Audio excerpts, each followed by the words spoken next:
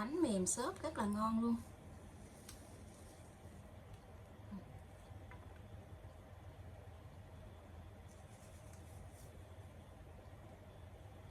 Xin chào cô bác, anh chị và các bạn. Hôm nay mình chia sẻ thêm một công thức mới để làm món bánh bông lan cacao.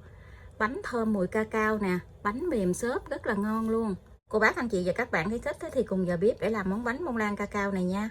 Cách làm này cũng rất là dễ nữa. Cô bác, anh chị làm một lần cũng sẽ thành công ngay á. Phần nguyên liệu thì ở đây mình chuẩn bị 3 trái trứng gà. Trứng gà này mỗi một trứng là 60g, mình tính cả vỏ luôn. 80g đường, nếu như cô bác không có thích ăn ngọt thì mình làm 70g cũng được. 60g bột mì số 8, 10g bột cacao, hai phần này thì mình để chung luôn. 40g sữa tươi không đường, 35g dầu ăn. Phần nguyên liệu này thì mình cũng sẽ để dưới đường mô tả để cho cô bác anh chị dễ tham khảo nha. Mình tách lòng đỏ với lòng trắng để riêng.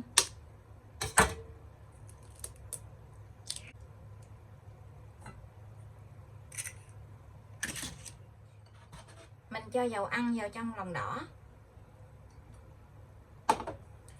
Mình khuấy đều cái lòng đỏ nó tan trong cái dầu ăn luôn.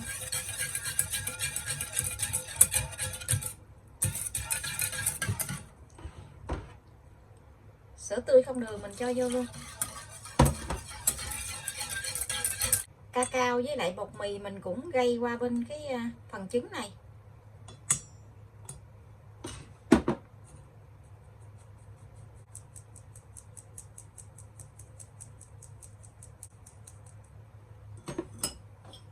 Mình trộn tất cả cái hỗn hợp này lên cho nó đều với trứng.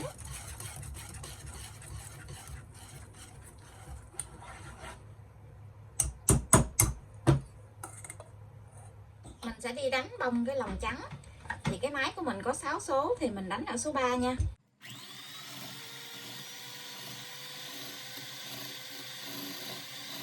Khi mình thấy bọt bóng lớn nổi lên thì mình cho đường từ từ vô. Cái phần đường này mình chia ra nhiều lần để mình cho vô mình đánh.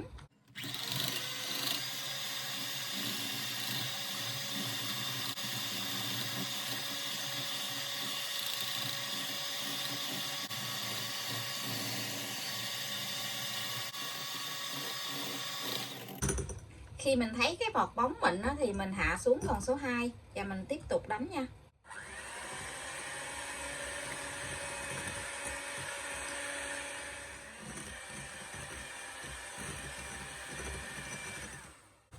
Mình đánh trứng khi mà mình nhắc cái que đánh trứng lên nó có cái chốt câu mềm nhỏ vậy là được nha.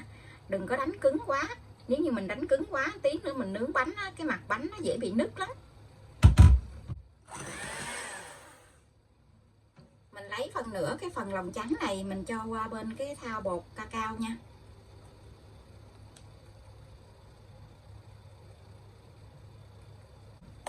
Mình dùng cái phới tay mình trộn cho đều cái phần này trước.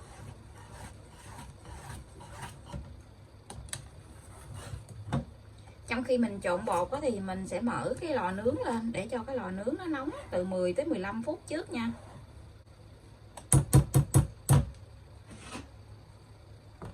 Bây giờ thì mình sẽ cho ngược cái phần cacao này qua bên cái thau lòng trắng.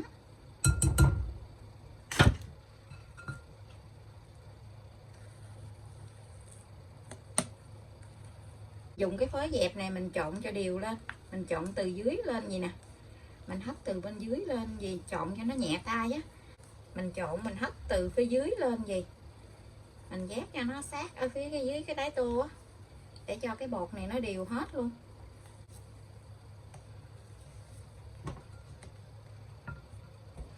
Mình cho bột vào trong khuôn luôn. Hôm nay thì mình sử dụng cái khuôn 16. Mình lót một miếng giấy nến ở phía dưới khuôn. Và xung quanh cái khuôn thì mình thoa tí dầu ăn vô.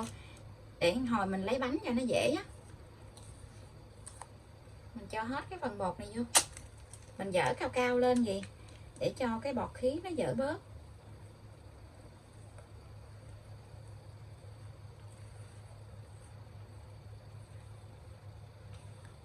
Mình dùng chiếc đũa nhọn á. Mình đi một đường xoáy ốc gì để cho cái mặt bánh nó dàn bột đều ra nha. Bây giờ mình cho cái khuôn bột vào trong lò để nướng. Cái lò của mình nó có 3 ngăn thì mình nướng ngăn thứ 3 là ngăn dưới luôn. Mình nướng ở nhiệt độ là 145 độ C. Mở 2 lửa. Mình nướng 50 phút nha. Mình không có cần bắt quạt. Bánh mình đã nướng được 30 phút.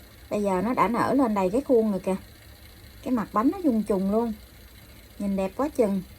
Nếu như cô bác anh chị nướng cái bánh từ 10 tới 15 phút mà nó nở nhanh á, tức là cái lò nướng của mình nhiệt độ nó đang cao nha, thì mình hạ xuống thấp chút xíu. Mỗi một cái lò nướng á, thì nhiệt độ nó chênh lệch cũng khác nhau nữa. Nếu như lò nướng của mình nhiệt độ nó cao quá á, thì cái bánh nó nở nhanh lắm, nhưng mà nó không có chín kịp ở bên trong á. Khi mà mình lấy ra thì cái bánh nó dễ bị xẹp mặt lắm.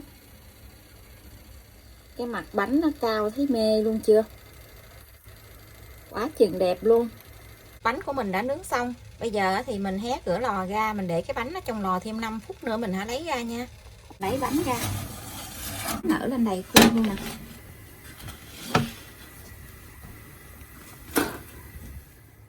Lấy bánh ra thì mình thả cái khuôn xuống với mặt bàn vài cái nha. Để cho cái bánh nó tách ra khỏi khuôn á. Mình lật úp lại.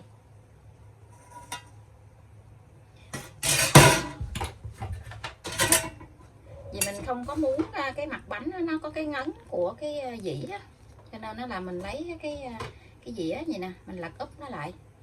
Sau đó thì mình lấy cái dĩ nè, mình lật ngược lại một lần nữa để cho cái mặt bánh nó được bằng phẳng á. Chứ mình lật lấy cái dĩ mình lật ở bên trên gì á thì cái mặt bánh của mình nó sẽ có cái ngấn của cái dĩ nè. Mình để cho cái bánh nó nguội tí xíu thì mình hãy cắt. Cái bánh của mình nó đã nguội rồi, mình sẽ đi cắt cái bánh ra nha. Còn cái bánh nó nhẹ tăng luôn á. Cái bánh nó rất là nhẹ luôn á.